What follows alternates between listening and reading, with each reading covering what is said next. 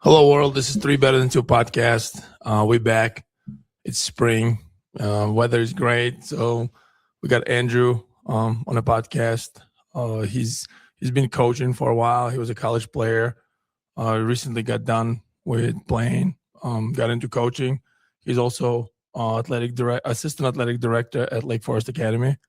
Tell us a little bit about yourself and how's coaching for you? Well, first of all, thank you for having me on this podcast. It's great to be here. I'm Andrew Amft-Reyes. I graduated from Colby College in 2023. I was Lake Forest Academy graduate in 2018 as well. I played basketball at Colby for 3 years, then decided to stop playing because I had a whole list of injuries and kind of just needed to take a step away from basketball for a little while. But after I graduated, had a degree that I wasn't entirely sure what I wanted to do with, so just used my time to start working in schools, coaching, training, and eventually got back connected with Full Package and started coaching there in the spring of 2024. And yeah, been here ever since. Been coaching Lake Forest Academy for the past 3 years now, and just got hired in a full-time role as assistant athletic director and assistant director to auxiliary programs. So Nice. Lots of time at Lake Forest Academy. I really like the way you connect with players. I feel like you have a really good connection with players and everybody, like even new guys. You always exchange numbers, and then you just always have extra time for workout. They all show up, and I really love that about you. How did that come in a way? Can you tell us? Yeah, for sure. So when I first started playing basketball, I was one of the worst kids out there. I didn't make my middle school team until I was in 8th grade. And even then, I kind of was just taken by default. I was the biggest kid in my grade. So coach was just like, got to take him. But yeah, so after my 8th grade season, I started taking basketball a lot more serious. I stopped playing baseball, and I decided to fully commit myself to trying to get better at basketball. I had a trainer. His name is Mike Boyd. He works out in Phoenix, Arizona now, coaches at Pinnacle High School, and I'm still really connected with him, talk to him every week or so. He kind of took me under his wing, and he saw that there was some basketball potential in me and started training me, bringing me to workouts, bringing me to certain like high school league games, men's league games, just so I could get a whole bunch of reps and just going against bigger, older, stronger guys. And I was always really appreciative of that because I think it put me in a better direction given what I was doing outside of basketball as well. So I kind of used that in my whole journey when it came to high school stuff, still developing, still trying to be a better player than I was previously throughout the 5 years I had in high school because I repeated as well. I see a lot of that in kids who are trying to get better, trying to make something of themselves as a basketball player, whether it's just making their varsity team, being a college player, whatever goal that they have. And I was in that position at some point where a lot of people didn't believe in me. And I was like, okay, I'm going to give some of these kids something to believe in and help them out where I can, make sure everyone's accounted for, making sure everyone's cared for in an equal way. So yeah, that's kind of why I do what I do and how I do it. Because I feel like you're doing a great job with that. Yeah, I think something that you're really good at is like being your authentic self. Like you're not trying to be anyone else. Like you got Gengar in your office and you're proud of that. You like were really big into fashion when you first got here, and you're wearing some suspect shoes, and you're just like, it is what I always it is. wear suspect shoes. And it's like, it just makes like That's you. anyone comfortable like being themselves when you're around. So that's like really like the new kids are like, okay, he could be who he wants to be, so I could be in this and be comfortable as well. So I think that's like really helps you connect with like any type of person that walks into gyms. Yeah, and that's a great point. Yeah, and to that point, definitely went through my own sort of identity crisis. Like Lewis Walker could definitely tell you some funny stories when it comes to that specific point. But yeah, there's a whole idea of basketball of being comfortable, being uncomfortable, but also if you're kind of just comfortable in yourself, then that confidence skyrockets. You're able to do a lot more things. You're able to get more or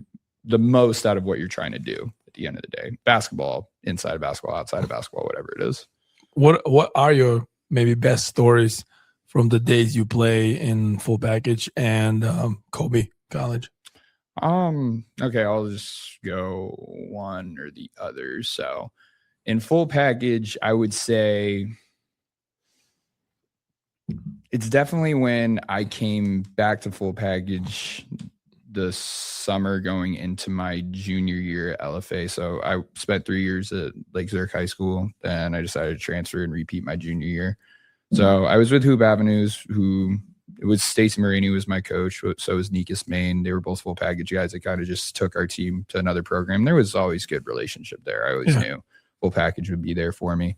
So I played there with them, then realized it wasn't the best fit for me.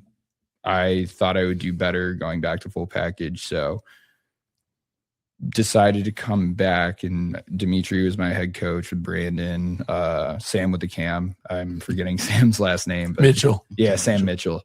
They were my coaches, and it was just a really good summer with a really good group of guys that I had seen in the past and still say what up to every so often. Jackson Qualley, Sambit Ram, Sungmin, Skylar Kuninega, and all the Lincoln Park boys that always Johnny Koenig. Yeah, Johnny Koenig. And that was one of those times where it was like, I truly felt like, oh, these guys got my back. And I know the next year I left full package again to go to a different program. I ended up coming back again. So that's one thing I could always say, that the people at full package always had my best interest in mind, whether it was Dmitry, Walker, Steve Pratt, all the guys that were there at that point. So I remember a funny story. We were playing in that Roosevelt Dome. They have a live event there, I remember. And we were beaten up on a T-Jazz team. He was actually a good player. So we're beaten up on the T-Jazz. And then he like tried to fight everybody. Then he like, I found out that he was trying to find where you live and like try to pull up and beat you up. And then you go to the next season, you go to Right Way Athletics, and then he's on the team, and we all kind of laugh about it. It's like, oh yeah, now from not liking each other, you guys are teammates. Yeah, no, that was an interesting time, because we both said some interesting things to each other that definitely we shouldn't repeat. But yeah, it was pretty funny. Yeah, we squashed that beef when we were on the same team the next year. It was cool. I mean, he's doing what he's doing, so congrats to him. He's made a huge following for himself. So yeah. What was about Kobe? Like, what was your most memorable moment there? My most memorable moment. So that my whole college career was just plagued with injuries. I blew out my shoulder 2, maybe even 3 times. I slipped a disc in my back. It was a whole bunch of stuff. But the most memorable was I first got to practice, I think 3 weeks into the season, because that's when I was like cleared to start running, doing stuff again. Actually, I have two memories now. So first one was in practice, first play. People didn't realize that, and I'm going to be tooting my own horn here, but I was pretty athletic. You're still bouncy. Yeah, no, that's still my goal for the next at least 10 years of my life, being able to dunk. But people didn't realize that I was pretty athletic, especially going right, jumping off my left leg. So we're in kind of a shell defense, 5-on-5 type thing, but offense is still trying to score. And we're working on switching up on screens like we do with full package. So defense, just terrible job switching. They didn't even switch. They just stuck to the guy who was sending me a ball screen. So I take it down in the middle, cock it back, and I just finish on one of my teammates' heads. It was just like, he was right underneath me. I probably had my whole forearm over the rim. It was nasty. I was arguably one of the best dunks I've had in my life. So everyone was super excited for me, very hyped up. The coaches, their jaws dropped. They didn't realize they could do that. And also coming off a slip disc in my back, it was pretty surprising that I was still able to do that, just like right off rip. So that was really nice. Yeah. And right to the ice bath right after that. Oh, 100%. It was just like I was stiff the very next day. But the best in-game memory that I had was the first time that I was able to suit up and do warm-ups. I really didn't have any practices in which we ran plays, and I was kind of like out there like, okay, I'll figure it out one way or another. And eventually when I got put into the game, I realized I was like, oh, I don't know a single thing that we're doing. And I should have paid a lot more attention to practice, even though I was on the sideline. I was like, all right, thought for next practice. But I get in the game, then I shoot a step back 3 and I'm like, oh, this is so good. This is so good. Air ball. It was bad. Definitely a bad shot. But then the very next possession, I get open again from 3 and I'm like, oh, I'm just going to shoot it. Nothing but net, water. And the one thing that I did on the sideline, even though when I was injured, I wasn't able to suit up, me and all my bench friends, we had like just egregious 3-point celebrations, or anytime something went well, we were just acting a fool on the sideline. So in game, I did that, and I make eye contact with my coach. He laughs and he smiles, and I was like, okay, this actually made me feel good. He laughed, smiled, and he went. Yeah. No, I didn't get subbed out. It was towards the end of the game. We were also blowing the team out, so that's how I got the playing time. But that was a really nice memory because it was like, oh, I remember that I'm a basketball player. I know what I can do. Even though I should pay better attention to what we're trying to do, I can still accomplish something even when everything's hitting the fan. Since we kind of went this way, what are the which we always ask the question of to get you to understand better. So what a cartoon, book, or TV character is most that like you? Like, what do you think? That is... It's like the perfect question for you, especially. So. Yeah. And there's so many, I'm going to struggle to answer this one because there's so many ways you can think about it, but I'll go back to my roots. Pokemon is one of my favorite things in the world. Still, I'm 26 years old, but I still play on my Nintendo Switch anytime I can. I play Pokemon Go. It's all that stuff. I was one of those kids back in elementary school that was super enamored in just like, not only Pokemon itself, but the culture that came behind it, the illustrations, like the lore that came with certain books, certain movies, all that stuff. So, any good Pokemons on a LFA campus? Oh, I've caught some legendaries and shinies around here. Yeah, no, this place is loaded. Seriously. Well, kids still play here. And the way Pokemon Go works, the more players that you have in a certain area, the more concentrated Pokemon will show up. But a lot of people, if they're characterizing themselves as a Pokemon character, they would talk about Ash Ketchum. But I think I'm more of like a Brock because... Is it like a little ball with a fist? No, that's Geodude. That's Geodude that evolves into Graveler, and then Golem is like... Who's Brock? So Brock Ash's best friend. Yeah, Brock is one of Ash's best friends that goes with him throughout the journey, throughout the first few generations of Pokemon. But his whole thing is that he's not so much a Pokemon trainer, more so he's like a caregiver to Pokemon. And he really shows that like compassion goes a long way. And I kind of apply that to dealing with people in general, because there's certain points in my life where I thought just being tough and angry was the way to go. But no, it's like being a person who listens, who's empathetic, who can understand where people are coming from, and also like give them certain ways of thinking based on how I feel about things, how I view certain things. That's what I kind of try to accomplish and carry. And I think Brock does a good job of like personifying and humanizing the Pokemon, opposed to them just being things that you take in a battle and you try to beat someone with. I feel like that's a great way to put it. Like that. Every time I think of Pokemons is that interview when the guy's like just purposely doing it wrong, and this girl in the background it's like it's a bee. Yeah, it's like, no, it's not. Yeah, you know. Yeah. But then it gets Pikachu, and he's like, oh no, that's Pikachu right there. Right. So I always think that for me, that's Pokemon. You got anything with that? No, not off that. Tell me this, because you do basketball coaching and part of the athletic director. What are the difference in job? What are the similarities? What can you apply? Because it's always fascinating, like people who do that are really good in communicating, and they're really good at like discipline and scheduling and stuff. So what do you think? So I think, well, the major difference for me is that basketball is done in a gym and my assistant athletic director job is done in my office. So that's like the biggest physical difference behind it. I would say they're honestly very similar in the fact that, as you just said, organization is a huge thing. You can think of that in how I'm putting together schedules for certain athletic teams here, how we have to be compliant with certain IHSA rules versus non-IHSA rules. and kind of making sure we're on top of our stuff and not for like leaving anything behind. And the same thing can go towards basketball. Like, for example, me and Billy for our 17s practice, that we even did this last year for 16s, we would have a very in-depth conversation of like what we were trying to accomplish for that night of practice, what kind of drills, actions that we would do to ensure that we're getting that stuff done.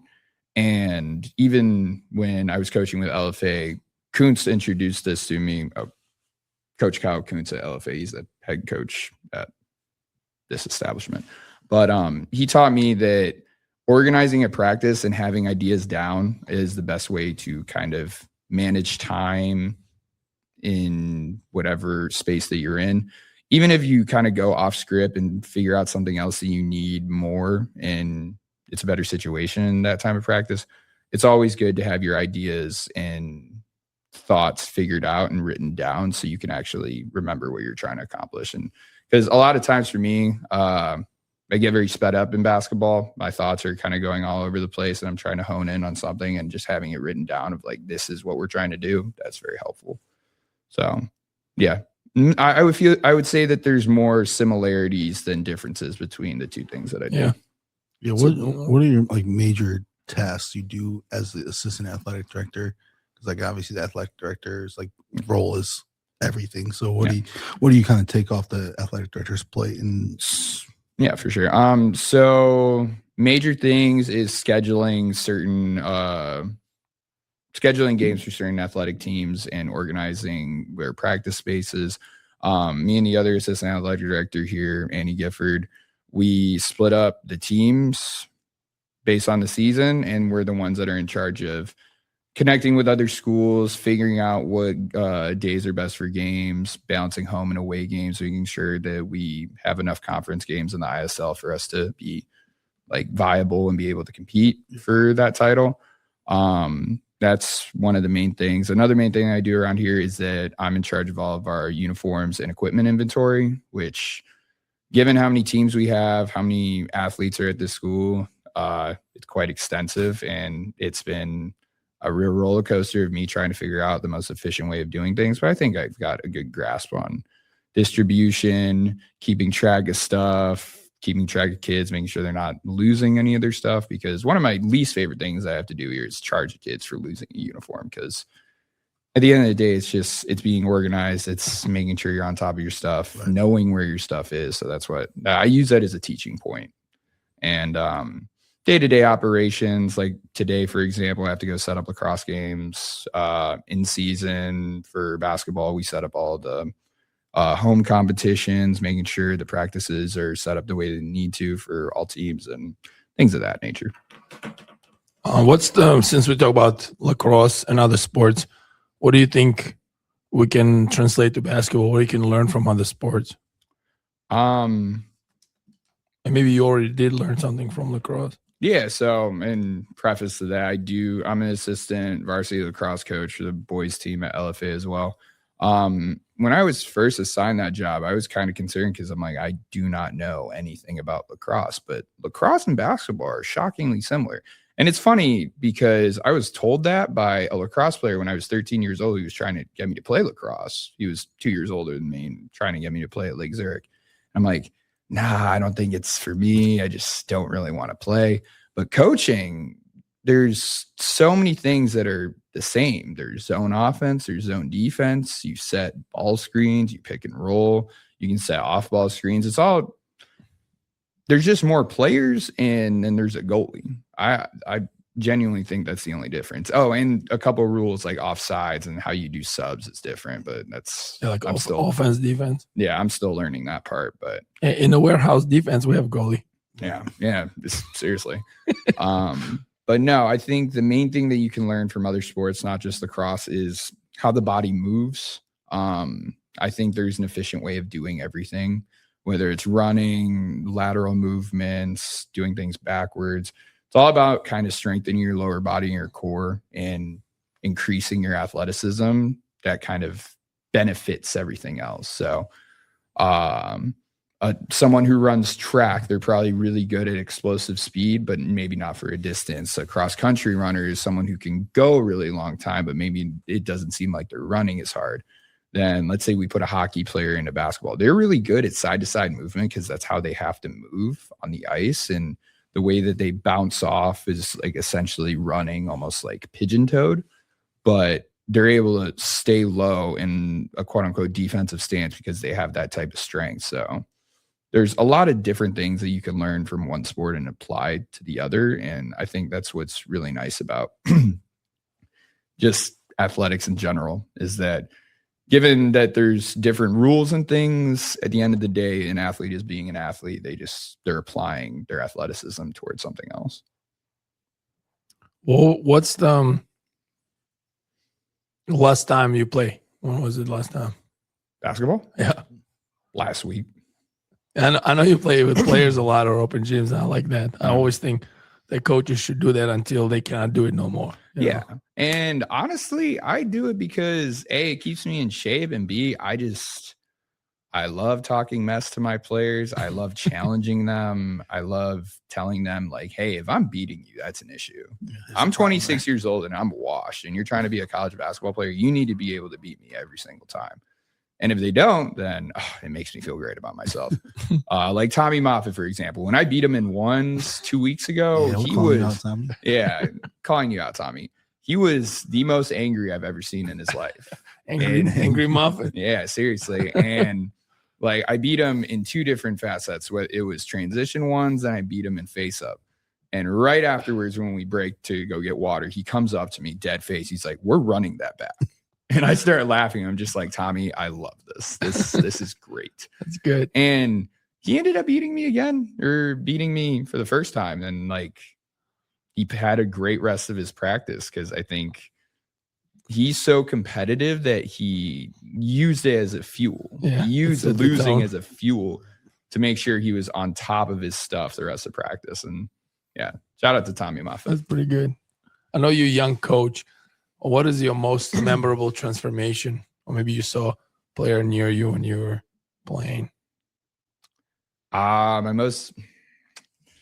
That's tough because I've seen a lot, and even though I've only been coaching for 3 years, I've seen a lot of players just kind of take the right step forward, even if it's not exactly a basketball thing, maybe like a life development thing. Two things that I can think of is Evan Wittig, who was one of those players that's a great story. He was one of those players who, when he started out, we had to set him to the other side of the court to play ones against D Rose. Yeah, D Rose, some other kid who just wasn't very good because like he just needed to build skill. He needed to build confidence. He needed in-game reps. And as I said earlier in the podcast, I saw a lot of myself trying to be a basketball player in him. And I was like, I'm going to make sure this kid makes it. And he didn't become a college player or anything. He made his varsity team. His coach had nothing but good things to say about him. He started some games. And And I saw the change in him. He just became a happy, confident, young basketball player that it was just great to see. And even his dad sent me some messages saying, quote unquote, words cannot describe how appreciative we are of you in full package. And that was one of those things that was just like, this is all worth it. Right. Like accolades aside, everything else aside, like seeing someone become happy, that it makes everything worth it. And I guess valuable. I mean, he was valuable for his team. Yeah. I went to games in June. Like he started some, and the kids voted for him to start. Yeah, I remember Coach Fisher telling us about that. That was great. And the other point, and I'm gonna remember this for the rest of my life. I was talking with Andreas Malamis when he was trying out with 17s last year, not this past spring, but spring of 2025. And he came up to me after the tryouts and he said, "Andrew, I just want to let you know I was considering quitting basketball altogether, but I wanted to play AAU again because you were the coach." And I asked him, "Well, what do you mean by that?" He's like, "I just wanted to play for you because you're a good person, and I really like that." And I haven't had happy tears really ever in my life, but I'm going to be honest, I shed a tear after he said that. And guess what? he's coaching youth now. No, he's paying it back because I know basketball did a lot of things for him, and we were there for him, and he wants to be there for other players as well. Yeah. You got any? Man. We kind of always talk about development versus winning. What are your take on it? What do you think? It's funny because like in the coaching sense, it's development wins every single day. But when I'm playing, I want to win every single game that I play. And I still get pissed off. I get salty about certain things. I'm like, oh, we could have done this better. And this is me playing. And like, especially so runs, for example, last week when I was playing at LFA, we like Botan didn't catch a pass that I threw him. And I thought it was an absolute dime. And in game, I'm just like, Botan, catch the ball. I said some choice words with it too. But please. Yeah. Please catch the ball. But afterwards, we ended up losing that game. I pulled everyone in together and I just started coaching them because I'm like, boys, I know we can be better than this. We have to do X, Y, and Z to get there. I'll take onus on that too. I was playing, we lost. Let's make sure we win the next game. And we ended up winning probably 3 games in a row, lost again, end of the night, whatever. But in moment when I'm playing, it's I want to win. But seeing guys get better and developing, even if it's one minute thing for that day, it's good to see. That's what we're striving for. We can be a certain type of program that always recruits players every single weekend, day, whatever, to make sure that we're winning and getting like dashes in the WCOM or whatever. But I think our like program identity is making sure kids get better at what they're trying to do. I'm with you. If you can be assistant coach to any coach in the world, girls, boys, NBA, college, high school, who would it be? Right off the bat, because the most recent book that I read was Joe Mazzulla, like autobiography. It was about 70 pages long, but it was just kind of like describing his childhood and stuff like that. It'd be Joe Mazzulla. It's funny, right before this, I was scrolling through Instagram. And yeah, twins. I was scrolling through Instagram and there was a clip of, I forget which player it was, but Celtics were beating the Hornets by 16 points with 54 seconds left in the game. Like, Hornets just kind of gave up as well. Mazzulla started yelling at one of his players who didn't block, like didn't even attempt to block LaMelo Ball when he went in for a layup because there was a timeout, like the game was stopped for some reason. And he's yelling at his player saying, "Where's the effort? Contested the rim," stuff of that. He obviously said some other things as well, but you can read his lips in the video. And as much of a laid back and chill person that I am, I love the intensity that some coaches bring. He's always serious and on top of what he's trying to do and accomplish for his team as the leader, the coach. And I think it'd be really interesting just to kind of pick apart his brain and see what he does, like from a firsthand perspective. But yeah, the intensity is great there. And I would say the second person, because he was my trainer when I was younger, and my quote unquote mentor right now is Steve Pratt. I'd love to be on Steve's bench just to kind of see how he does. I understand he doesn't really head coach things much anymore, but seeing what he does in girls' practices, I'm like, oh, I can definitely take a lot of things away from that. He can come to your bench and head coach over you if you want to. You can just ask him. Yeah, that's definitely not going to happen. But no, and Steve's done a lot for me just as a person, and very appreciative of Steve Pratt being in my life. Who are the coaches that influence you in your coaching and your view, maybe style, through a few years of your coaching? First and foremost, all the full package coaches around me. You, Coach Dylan, Billy, Jordan Johnson, Brandon Young for sure. Actually, a couple weeks ago when we were at Waukegan Fieldhouse and Brandon was on my bench, I'm like, this is the greatest thing ever. Yeah. He's helping me out. He's helping me see things that I don't necessarily see because I'm very focused on one detail. And I'm just like, I told him after the game, I'm like, Brandon, that was amazing that you were there. And I want you at every single one of my games. Granted, he's got his own stuff to deal with now. Yeah, having a family and all that. But I was like, Brandon, I'm so thankful that you were there, because as much as I can like focus on in a game, having someone there who has like real eyes for the sport of basketball, it's the most beneficial thing you can think of. Now he knows why he was with me for a long time. Yeah, for sure. He's great. Kyle Kuntz too. He's here at LFA. He was my coach my senior year, and I've been one of his assistants the past 3 years. I learned a lot from the organizational standpoint, the like kind of calmness and poise that a head coach should have in game, even when stuff isn't going your way.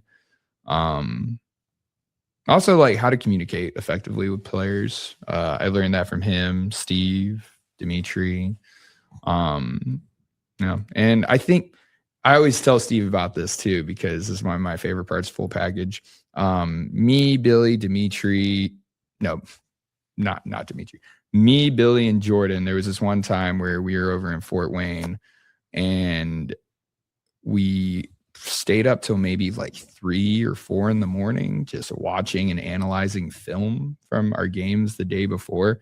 And I was like, this could have been one of the most effective things that I've done as a basketball coach, is just breaking down stuff, having multiple eyes on one screen, seeing things from different angles. Like, granted, I was tired as heck the next morning, but we had games probably at like 10 a.m. I'm like, okay, that's a good 5 hours. I can manage that. But we ended up having a really successful tournament, and all the coaches were involved. Everyone was there. It was combining our 16U teams, and I was like, this is great. This is one of those coaching things that I'll always remember. Yeah. You got any? No. What if you describe perfect basketball? What would that be for you? Perfect basketball to me is like it's combining the whole developing aspect of basketball while also competing your hearts out and hopefully winning. But at the end of the day, being better than you were when you were stepping out on the court, being better than you were in the first half, being better than you were in the third quarter, the overall idea is ending better than you were. Even if it's a loss at the end of the day, it's just like, this is what it means to develop as a basketball player. And you use those ideas to develop in a human being as well. In like a perfect situation, we make every single shot in the game. We get every sort of defensive stop, then you beat the team 100-0. That's quote unquote perfect basketball. But there's never going to be a time where everything completely goes your way, but it's how you can handle that adversity, how you can handle that pressure, how you can flip it to make sure the tables turn in your favor, and kind of just carrying yourself with like a certain level of confidence and quote unquote professionalism that leads you into having perfect basketball. Yeah. What since you mentioned Missoula book, are there any books that you would suggest to read to other players or coaches? That was the most recent book that I read, and that was probably back in January. So I'm not the biggest reader, but there's certain articles that I found super interesting. One that had to do with how communication is perceived in different ways based on who the person is. And it's all about tone, delivery, kind of your overall demeanor and when you're trying to communicate with someone. And it, like, the whole article dives into certain aspects of like being more so like a leader versus a communicator versus a listener versus a follower. And there's good things about every single one of them. There's also things that are probably not so great about every single one of them. But if you're able to take those 4 ideas and kind of combine them into your being, then that's what makes an effective. Like, do you remember what was the article name or where? I don't find it. I don't remember the name of the article, but I know it was on AP News. So you could definitely find it in my search history and send it through, but Gotcha. Something along those lines. It may have been effective communicating the rhyme and reason behind how we talk, something like that. No. ABC rhymes. Yeah, seriously. With that, then, is there anything you're studying right now or try to learn at this moment? I've been watching a whole bunch of clips from the NCAA tournament. And also I love watching EuroLeague basketball because I think I love the competitive nature behind stuff. Like whole cities are kind of just behind these clubs and the environment looks astounding. And I'd love to go watch one of those games in person. But also the actions that they run offensively, defensive schemes, they seem very simple, but they're so layered that at the end of the day, it's like, okay, we're trying to find a great shot, whether it's right in the beginning of possession or we're waiting all the way to the final like 3 seconds. So that's like high IQ basketball that I'm trying to instill in my players here, is finding a great shot. Granted, we have some very, very good basketball players that can create for their own, but you can't win a game 1v5. You should be able to create for others as well. That's interesting. Have you been working on something new like that, like applying to your coaching or your studying? And yeah, I guess in like a microcosm of my coaching being or whatever, that my 17U team, there's certain actions that I've been trying to run that they start out as quote unquote sets, but it's just like, okay, you guys get into these spots, figure it out from there. Like one of the actions that I ran, or that I still run, I got it from Florida because it just started out in a certain way and I call it stick. I'm like, okay, it's just a pass, dribble, handoff at the top of the key. Well, probably like 4 or 5 feet in front of the top of the key. Then you have a guy in the dunker spot, you have an away screen, you have a guy running the corner, and it's all for the guard to really figure it out. So if defense doesn't switch, he has a drive. If the big help side comes up, he has a lob to the rim. If corner guy helps down, he has a kick out to the corner, or he can drive and go finish at the rim. And also with the away screen, you can turn around and you have a shooter at the top of the key. So it's like there's multiple ideas that you can draw from that. And I'm kind of instilling like, okay, you set up in this certain way, it's your ball. Yeah. So it's kind of option offense. Yeah. And we do that with other things like our circle action. There's some times that have quick hitters, and I love certain plays that we run. But a lot of times it's like that development aspect comes with like, okay, you guys go out there and hoop. Let's figure it out. Circle Hawaii. Yeah, circle Hawaii.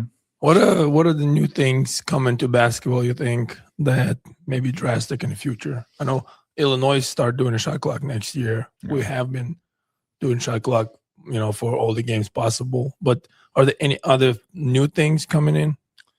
I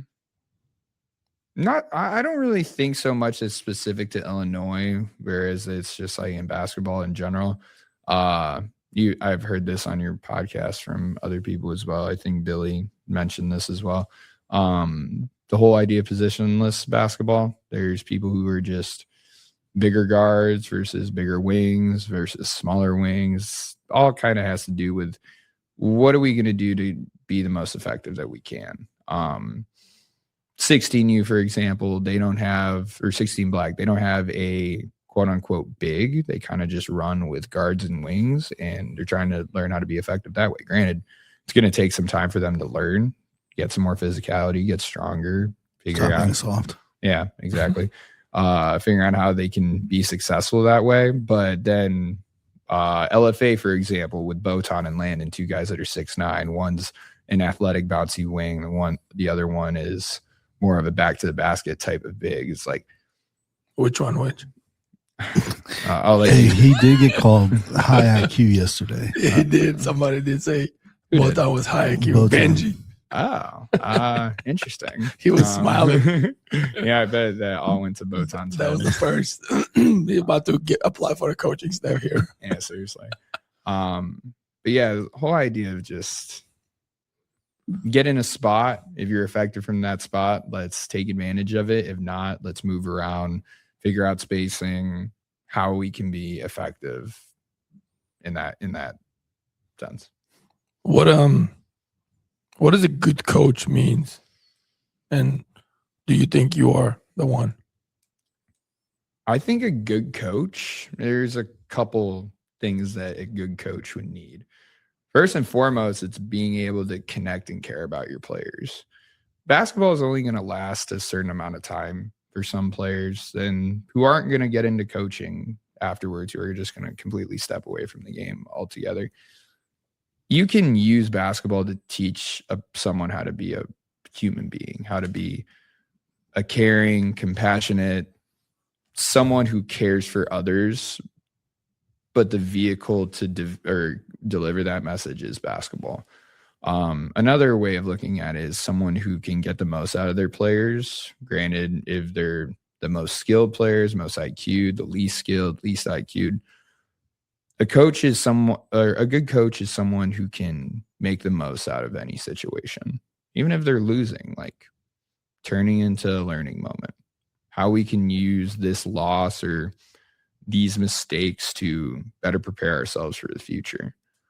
Another way of looking at it is just one who knows how to win given any situation, the circumstances, the adversity that one may face. But I think a great coach is someone who can use all of that, combine it together, and just be the most effective that you can. Because I would say I lean towards more of the compassion side behind basketball. I care for human beings. Basketball players, they just play a sport. I see a person behind that. It's all about how you kind of just develop someone into being a person. As I said, using basketball as the vehicle for it. Yeah, you kind of mentioned film too a little bit. How do you break it? Like, what do you watch? What are you looking for in there? Oh, and film. So I was talking to Steve about this the other day because I took some of our games from this past weekend at Recruit Looks. I threw them on YouTube just so guys have access to them. Some may not have the Baller TV account. I like breaking it down in which like it's very equal. So like, let's look at our good things. Let's say it's 5 good things. And let's say we have 5 things we extremely need to work on. Right off the bat for 3Reyes, our switches need to be better. Our rotations on defense need to be better. And our communication needs to be better. That's what we stressed at our practice on Tuesday. And I think we accomplished a good deal of that. Granted, we need to do some more of it tonight and make sure we're on point for this weekend because it's only going to get tougher for us going forward. But yeah, that's how I would break down film. Finding the good things, equaling it out with the things you need to work on, and then using those ideas to how you can have the most effective practice in the next one. Going back a little bit to the good coach thing, we've had a discussion on the girls group chat about how can a good coach make it a good situation if you're like 3-27, whereas a lot of people think that winning has to be a part of like a team's camaraderie, success, and like meaningful to the season. So how can a good coach make a 3-27 season successful? I think at that point, given that, so let's say it's a public school sense and playoffs are just around the corner.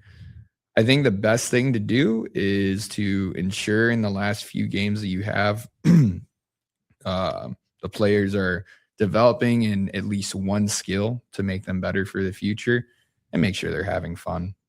Because like you can write off a season completely and just completely check out as a coach. But if you're in the coaching role, your players deserve your full effort. So if I was in that situation, like one of my first games I ever coached for full package, at one point it was 42-0 and I was on the losing end of that game.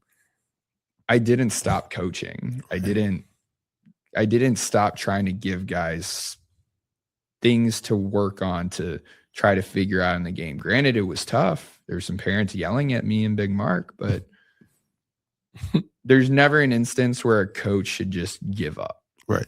Yeah. And whether it's a 3-27 season, whether you're down 42-0, a good coach would never give up. They'd always try to make something out of anything. That's a good answer. How do you measure progress, and what are the tangible things that you trace or you would trace? I think tracking progress is pretty subjective when it comes to each player.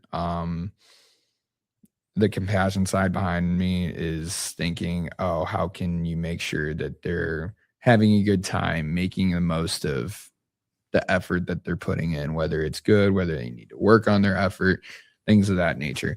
But then there's certain tangible things that you can look at, like effective shot percentage, finishing percentage at the rim, rebounds per game versus rebounds that were let up in a game, if you're talking a team aspect. I think like huddle assist, for example, is a great way of tracking tangible statistics and see if we're getting better, because the way that software is set up, it shows you your progressions and certain statistics going up, going down as the season progresses. So that's like a tangible way of looking at progress. There's also a way of looking at it, it's like, are you increasing your mental toughness? Are you drawing more wherewithal from your players when adversity hits, or you're on the losing side of things like that? Yeah, it's all very subjective in my opinion, based on what exactly you're trying to like accomplish and what exactly you're tracking. Do you have any goals like for the season, or personal goals? I think my personal goal is just to be as happy as I can in the role that I'm in, assistant coach for Lake Forest Academy, assistant athletic director. I see that in the short term. In the long term, it's like being the best possible coach and leader or mentor that I can be for high school age kids. If we're talking about my players, I want to make sure that all of them that want to strive for playing at the next level get there in whatever level that is. Or if they're just trying to become a better high school basketball player, I'm going to be there for them as well. Because as I said earlier in the podcast, everyone deserves the same treatment. Everyone deserves to be cared for. So whatever you're trying to accomplish personally, we'll get you there. I think it's good. And so the next, like, what would be advice to the players and parents? I think the best thing for players and parents is communication is key between players, coaches, parents, mentors, whoever is in the basketball atmosphere that you're currently in. Be okay with making mistakes, because I say this phrase probably like 10 times a week, even outside of basketball. Failure leads to experience, and experience leads to you not making the same mistake again. So being okay with messing up in practice, it's practice at the end of the day. Like some of our high level players, they miss shots and they get down on themselves. I'm like, what are you upset about? You're supposed to miss shots now. This is practice. You miss shots now so you don't miss them in the game. And those are my main things. Being okay with a quote unquote minor setback, because a minor setback is going to lead to a major comeback. Since you mentioned that, and like the higher level you go, the more mental games becomes. How would you suggest to train mental aspect of the game? I mean, you mostly with the high school players, right? So how would you suggest high school players to get better at the mental aspect?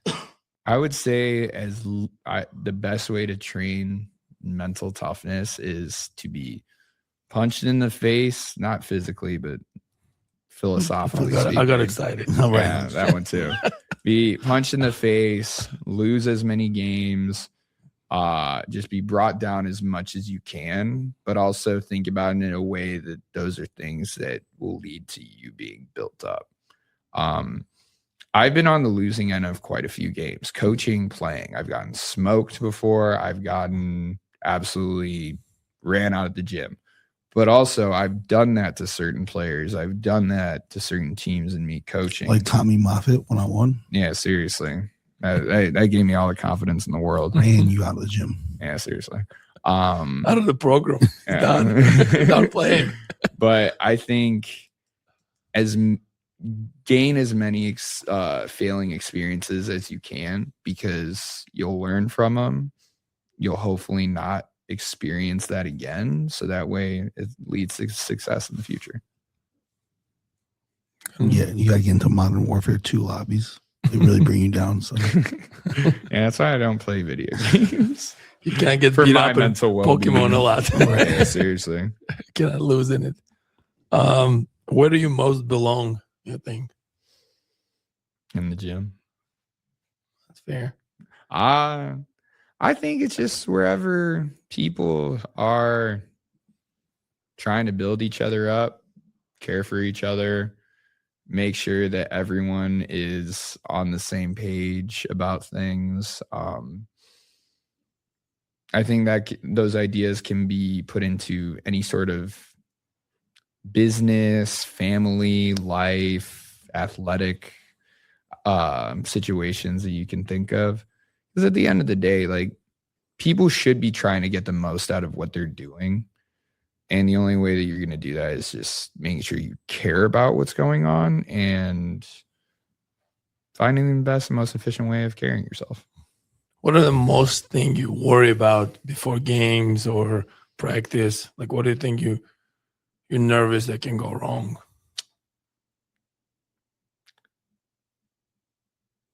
It's a tough thing to answer, but I think just right off the top of my head, probably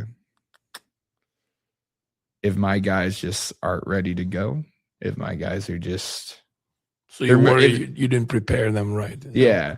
Or if they're just already prepared to lose. So lacrosse. Yesterday, we played against Lakes Community High School. And Lakes Community High School, one of their main sports is lacrosse. Like, they're a very good lacrosse team. And I think us getting scored on 5 times in the first 4 minutes of the game, which is insane, it kind of just prepared our guys to lose. And, like, they kind of just mailed in the towel. And I got on them about it. And granted, again, I don't know much about lacrosse. I know things about winning and carrying yourself, though. So those are messages I tried to convey to them. It's just like, there's no reason to hang your head right now. There's no reason to, like, tuck your tail between your legs. We still have a good 36 minutes left of this game. It is like something can happen. Granted, we ended up getting smoked that game, but we also learned how to not lose in, like, a non-competitive way. So Lakes and great community, great high school. yeah, I'm sure. just wait for Nico. You got anything? No, we'll probably get to the question where every time we have somebody leave a question for the next person. And DJ Morris was our last guest. And his question was, what is the last thing that is on your bucket list?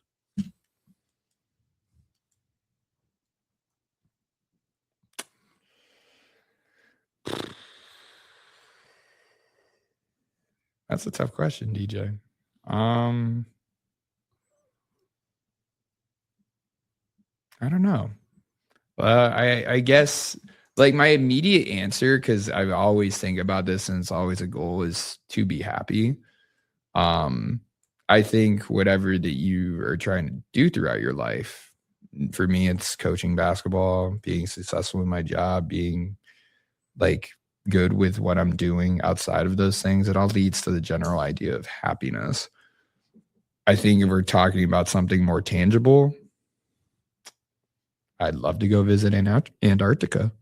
I think that'd be pretty sick. Yeah, it is. That would be the last thing on your bucket list. Yeah, you go there, it's over. Yeah, seriously. It froze.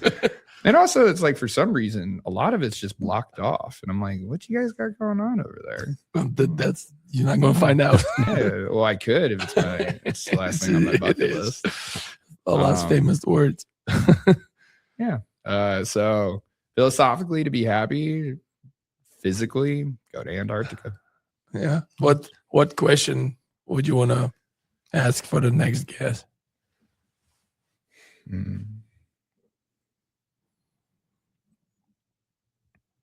What does a successful, compassionate, and happy person look like to you? That's interesting. Is there anything that we didn't talk about that you want to mention? No, I think we covered all the bases. I really enjoyed this because at the end of the day, I'm just talking to 2 people who I considered close friends of mine, and Dylan. yeah. And thousands of others.